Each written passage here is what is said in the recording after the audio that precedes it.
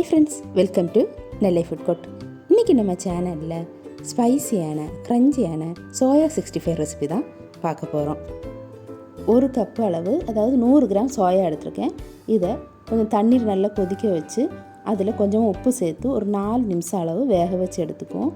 அதுக்கப்புறம் அந்த தண்ணியை நல்லா வடிகட்டி எடுத்துட்டு ஒரு 2-3 தடவை நல்லா தண்ணி சேர்த்து அலசி அதில் தண்ணி இல்லாத அளவுக்கு நல்லா புழிஞ்செடுத்து சோயாவை மாற்றி வச்சுக்குவோம். இப்போ நம்ம இதுக்கு தேவையான மசாலா ரெடி பண்ணி எடுத்துக்குவோம். கட்டியான தயிர் 1 டீஸ்பூன் சேர்த்துக்குவோம். இஞ்சி பூண்டு விழுது 1 teaspoon. Kashmiri chilli powder 2 teaspoon சேர்த்துருக்கேன். காஷ்மீரி சில்லி பவுடருக்கு பதிலாக காரமான வத்தல் தூளாக இருந்தால் 1 டீஸ்பூன்லேருந்து 1.5 டீஸ்பூன் சேர்த்தா போதும். 1/2 டீஸ்பூன் மஞ்சள் தூள் சேர்த்துக்குவோம். கரம் மசாலா 1 டீஸ்பூன் சேர்த்துக்குவோம். கரம் மசாலா இல்லைன்னா அதுக்கு பதிலாக பிரியாணி மசாலா இருந்தால் அதை சேர்த்துக்கலாம். தேவையான அளவு உப்பு சேர்த்துக்கலாம். 1 டீஸ்பூன் மிளகுத்தூள்.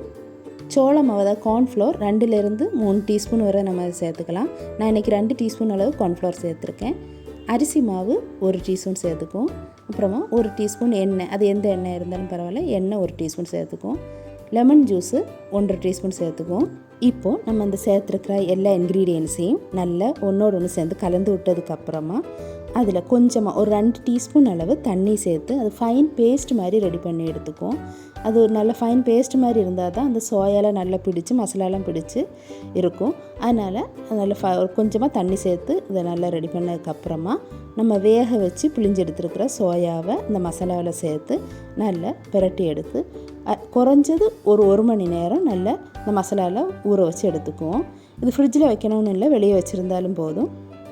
அதுக்கப்புறமா 1 மணி நேரத்துக்கு அப்புறமா அது பேட்சாக போட்டு நம்ம ஃப்ரை பண்ணி எடுத்துக்கலாம்.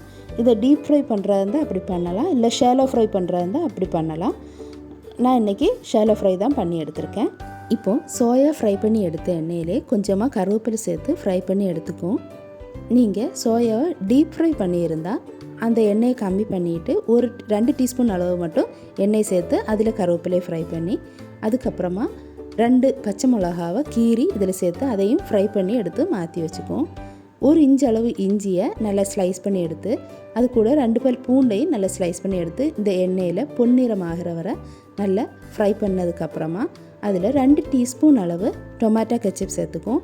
இந்த டொமேட்டோ கெச்சப் சேர்த்து கொஞ்சம் 2 நிமிஷம் அளவு கலந்து விட்டுட்டு கொஞ்சம் ஒரு 3 டீஸ்பூன் அளவு இதில் தண்ணி சேர்த்து அந்த தண்ணி கொதி வந்ததும் நம்ம ஃப்ரை பண்ணி வச்சுருக்கிற சோயாவை இதில் சேர்த்து இந்த டொமேட்டோ கெச்சப்பையும் இஞ்சி பூண்டையும் அதில் நல்லா கலந்து விட்டுக்குவோம். அதுக்கப்புறமா நம்ம ஃப்ரை பண்ணி வச்சுருக்கிற இந்த கருவேப்பிலையும் பச்சை மிளகாயும் சேர்த்து அதையும் இதில் லேசாக பிரட்டி எடுத்துக்குவோம். அவ்வளோதான், நம்மளோட ஸ்பைசியான க்ரன்ச்சியான சோயா 65 ரெடி ஆயிடுச்சு. இது கண்டிப்பாக உங்கள் வீட்டில் ட்ரை பண்ணி பாருங்கள். இது கண்டிப்பாக குழந்தைகளுக்கெல்லாம் பிடிக்கக்கூடிய ஒரு டிஷ். இது ட்ரை பண்ணி பார்த்துட்டு எப்படி இருந்துச்சுன்னு மறக்காமல் கமெண்டில் போட்டு விட்ருங்க. இந்த வீடியோ உங்களுக்கு பிடிச்சிருந்துச்சுன்னா லைக் பண்ணுங்கள், ஷேர் பண்ணுங்கள், கமெண்ட் பண்ணுங்கள். மறக்காமல் நெல்லை ஃபுட் கோர்ட்டுக்கு சப்ஸ்கிரைப் பண்ணிவிடுங்க. தேங்க்ஸ் ஃபார் வாட்சிங்.